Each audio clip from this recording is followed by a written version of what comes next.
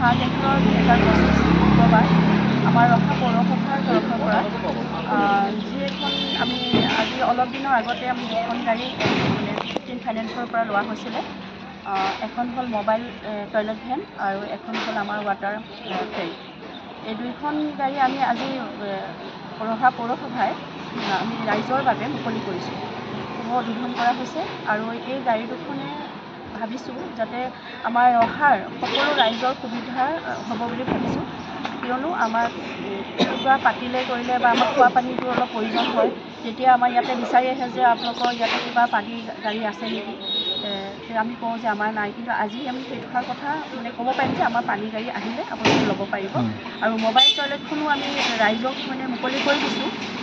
যিকোনো চৰকাৰী অনুষ্ঠান হ'লে আমি টয়লেটৰ আমি ৰেণ্টটো নলওঁ, কিন্তু আমি বিয়া বা সভা ডাঙৰ কিবা পাৰ্চনেল কিবা কিনি হ'লে সভা মিটিং হ'লে তেতিয়া আমি ধৰক আমি ৰেণ্টত দিয়া হ'ব, সেইটোৱে। আৰু আজি আৰু এটা আমি কাৰ্যসূচী কমাৰজান 10 নং ৱাৰ্ডৰ কমাৰজানৰ ৰাষ্ট্ৰীয় ঘাইপথৰ কাষত আমি এখন উদ্যান আমি অ'পেনিং কৰা হ'ল অলপ সময় আগত।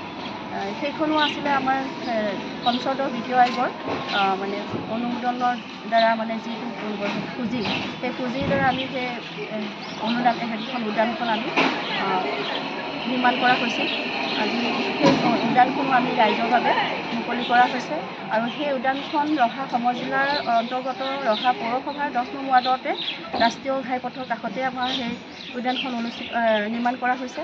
তো সেই উদ্যানখনৰ মানে এইটোৱে এটা মূল কাৰণ আমি নেশ্যনেল হাইৱেৰ কাষত দিয়াৰ এইটোৱে উদ্দেশ্য, কাৰণ আমাৰ ৰহাত যেতিয়া ধৰক হাইৱেৰ ওপৰত যিখন ব্ৰিজ হৈছিলে মানে ফ্লাইঅভাৰ, তো আমাৰ ৰহাখন মানে কোন সময়ত কোনে পাৰ হৈ গ'ল কোনেও গম নাপায়, বা ৰহাৰ কোনো চিন চাপ নাইকিয়া হ'ল। তো সেইটো কাৰণে আমি ভাবি গুণি বহুত চিন্তা কৰি আমি ভাবিলোঁ যে মানে ইফালৰ পৰা মানে ধৰক গুৱাহাটী ছাইডৰ পৰা অহা মানুহ বা ডিব্ৰুগড় ছাইডৰ পৰা গুৱাহাটীলৈ যোৱা মানুহ ধৰক এটা দেখিব যে এইখন ৰহা, আমি তাতে আমাৰ ৰহা আমাৰ গৌৰৱ আৰু আই লাভ ৰহা বুলি আমি তাতে অংকন কৰা হৈছে। আৰু সেই উদ্যানখনতে আমাৰ ভূপেন হাজৰিকা সুধাকন্ত ভূপেন হাজৰিকা দেৱৰ প্ৰতিমূৰ্তিও আমি তাতে স্থাপন কৰা হৈছে। আৰু এই উদ্যানখনে ৰহা সমজিলাৰ লগতে ৰহা চহৰখনৰো সৌন্দৰ্য বৃদ্ধি পাব বুলি আশা ৰাখিছোঁ। আমাৰ এই অঞ্চলটোত আই লাভ ৰহা বা ৰহা আমাৰ গৌৰৱ এই কথাষাৰে যদি সৰু উদ্যানখনি আমাৰ ইয়াত নিৰ্মাণ কৰা হ'ল, তাৰ কাৰণে মই সভানেত্ৰী মহোদয়াৰ লগতে আমাৰ ইউ বাইদেউ বাকী কৰ্মকৰ্তাসকলক ধন্যবাদ জনাইছোঁ।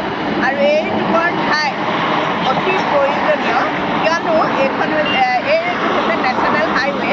এই হাইৱেটিৰ কাষেদিয়ে আমাৰ ৰহা নগৰলৈ ভিতৰৰ অঞ্চললৈ এটা গুৰুত্বপূৰ্ণ পথ হৈছে ৰহা চাপৰ মুখলৈকে। আৰু মানুহে যদি এই বস্তুটো দেখে তেতিয়া জানিব যে এই বাওঁফালে গ'লে ৰহা টাউনৰ ভিতৰত সোমাব আৰু চাপৰ মুখলৈ গৈ বা আকৌ গুৱাহাটীলৈও এই পথটোৱেদি যাব পৰা ব্যৱস্থা আছে। সেয়েহে এই পথ সৰু উদ্যানখন আজি ইয়াত হোৱাৰ কাৰণে সকলোৰে সুবিধা হ'ব। আৰু ইয়াৰ কাৰণে মই যিজন আমাৰ ঠিকাদাৰে কামটো কৰি দিছিলে তেখেত শ্ৰীযুত হেমেন দাস, তেখেতকো ধন্যবাদ জনাইছোঁ।